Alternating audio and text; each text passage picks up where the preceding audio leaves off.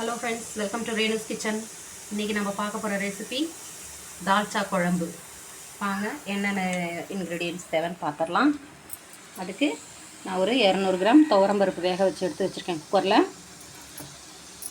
வெங்காயம் 2 வெங்காயம், 2 தக்காளி, பச்சை மிளகாய் ஒரு 2 பச்சை மிளகாய், புதினா, மல்லி, கருவேப்பிலை 3 கொஞ்சம் கொஞ்சம் தாளிக்கிறது எடுத்து வச்சுருக்கேன்.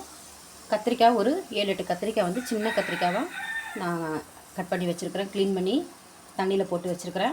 வாங்க இப்போ தாளிக்கிறதுக்கு என்னென்னு பார்க்கலாம்.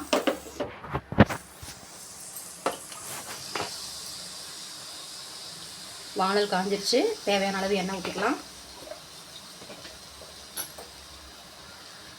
இனிமேல் ஆயில் நல்லா சூடு ஏறட்டும். பாருங்கள், எண்ணெய் சூடாயிடுச்சு. இந்த நேரத்தில் 2 பட்டை, கிராம்பு, ஒரு அன்னாசி பூ போட்டு தாளித்து விட்டுக்கலாம். பொரிஞ்சு வரப்பையே நம்ம பொரிஞ்சு வருது. இந்த நேரத்தில் நம்ம வெங்காயம் ஆட் பண்ணிக்கலாம். அதோடைய பச்சை மிளகாவும் ஆட் பண்ணிடலாம். வெங்காயம், பச்சை மிளகாய்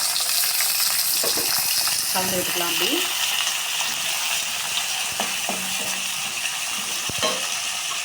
அதுலேயே நம்ம கொஞ்சமாக இஞ்சி பூண்டு பேஸ்ட்டு ஆட் பண்ணிடலாம். குழம்புக்கு இஞ்சி பூண்டு பேஸ்ட்டு ஆட் பண்ணணும். இந்த குழம்புக்கு, தால்ச்சா குழம்புக்கு நம்ம துவரம்பருப்பு யூஸ் பண்ணிட்டதால இது சாம்பார் மாதிரி இருக்காது. ஆனால் தால்ச்சா குழம்பு இது. இதை நீங்கள் செஞ்சு பாருங்கள், டிஃப்ரெண்ட்டாக இருக்கும். இதுக்கு வந்து ரொம்ப ஃப்ரை ஆகணும்னு அவசியம் இல்லை, ப்ரௌனிஷ்லாம் ஆகணும்னு அவசியம் இல்லை. கொஞ்சம் வதங்கினாவே போதும்.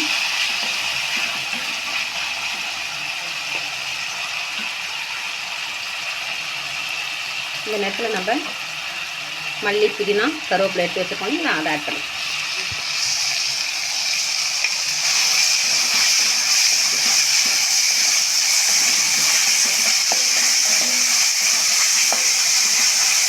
வெங்காயம் ரொம்ப வதங்க தேவையில்ல, லைட்டாக வதங்கினா போதும். அதே நேரத்தில் எல்லாத்தையும் ஆட் பண்ணிவிட்டு தக்காளி கூட ஆட் பண்ணிக்கலாம். இது வதங்கிறதுக்கு தேவையான அளவு உப்பு கொஞ்சம் சேர்த்துக்கலாம்.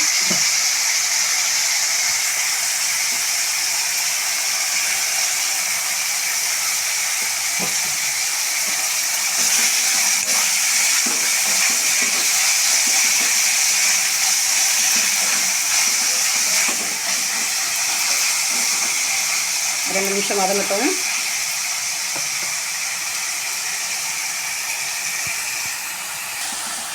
பாருங்கள், வெங்காயமும் தக்காளியும் கொஞ்சம் நல்லா வதங்கிடுச்சு. இந்த நேரத்தில் நம்ம கட் பண்ணி வச்சுக்கிற தக்காளி கத்திரிக்காவை ஆட் பண்ணிடலாம்.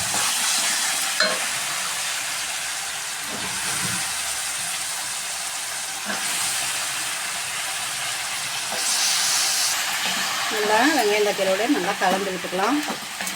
கொஞ்சம் வதங்கணும், நல்லா கத்திரிக்காயும் கொஞ்சம் வதங்கணும். இப்போ கொஞ்சம் நம்ம உப்பு போட்டுக்கலாம்.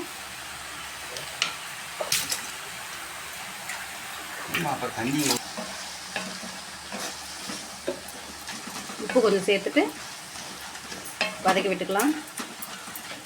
ஒரு 2 நிமிஷம் மூடி வச்சிடலாம். பாருங்கள், கத்திரிக்காய் நல்லா ஓரளவுக்கு வதங்கிடுச்சு.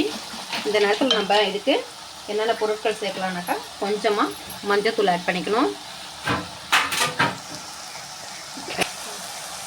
ஒரு சின்ன ஸ்பூனில் தனி மிளகாத்தூள் ஒரு 1/2 ஸ்பூன்,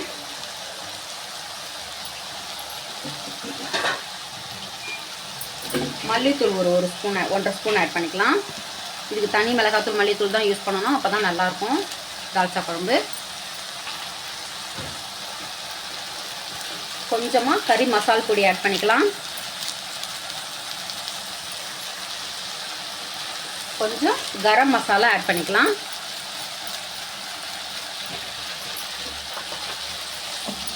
இப்போ நல்லா கலந்து விட்டுட்டு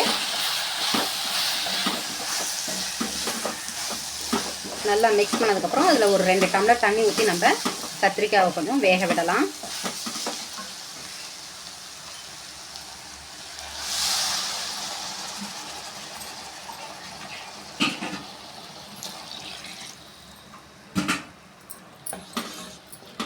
கத்திரிக்காய் கொஞ்சம் நல்லா வேகட்டும். ஒரு 5 நிமிஷம் நம்ம மூடி வச்சிடலாம். பாருங்கள், மசாலா பொருளோட கத்திரிக்காய் நல்லா வெந்துட்டுருக்கு. இந்த நேரத்தில் நம்ம துவரம் பருப்பு வேக வச்சுருந்தோம் இல்லைங்களா, அதை நம்ம வந்து ஆட் பண்ணிக்கலாம். இதோட ஆட் பண்ணிக்கலாம். இது ஆட் பண்ணதுக்கப்புறமே உப்பு எவ்வளோ வேணும்ன்ட்டு நீங்கள் செக் பண்ணிக்கோங்க. தேவையான அளவு உப்பு ஆட் பண்ணிக்கோங்க. பாருங்கள், பருப்போட ஒரு டம்ளர் தண்ணி அலசி ஊற்றிடலாம். இந்த பதத்தில் இருக்கணும். நம்ம இது கொதித்ததுக்கப்புறம் இன்னொரு பொருள் சேர்க்க வேண்டி இருக்குது, பார்க்கலாம். பாருங்கள், நம்ம பருப்பு துவரம் பருப்பு சேர்த்ததுக்கப்புறம் வெந்து இந்த மாதிரி ஆயிடுச்சு. இந்த கொதி வந்ததுக்கப்புறம் உப்பு எல்லாம் செக் பண்ணிக்கோங்க. கத்திரிக்காய் இது மாதிரி நல்லா குழஞ்சி இது மாதிரி வெந்திருக்கும் பாருங்கள். இந்த நேரத்தில் நம்ம தேங்காய் கொஞ்சம் அரைச்சி இதில் ஆட் பண்ணணும்.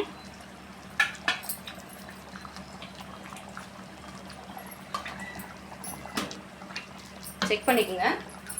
தேங்காய் கொஞ்சம் முத்தலாக இருக்கனால நான் தேங்காய் பால் ஆட் பண்ணிக்கிறேன். நீங்கள் எலசாக இருந்துச்சுன்னா தேங்காவை அரைச்சி அப்படியே கூட நீங்கள் ஆட் பண்ணிக்கலாம். ரொம்ப நல்லாயிருக்கும்.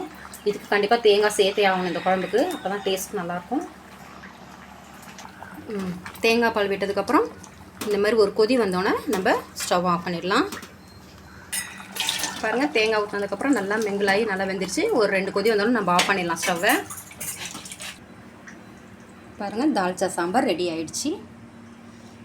இதே மாதிரி நீங்களும் வீட்டில் ட்ரை பண்ணி பாருங்கள். ரொம்ப சூப்பராக இருக்கும்.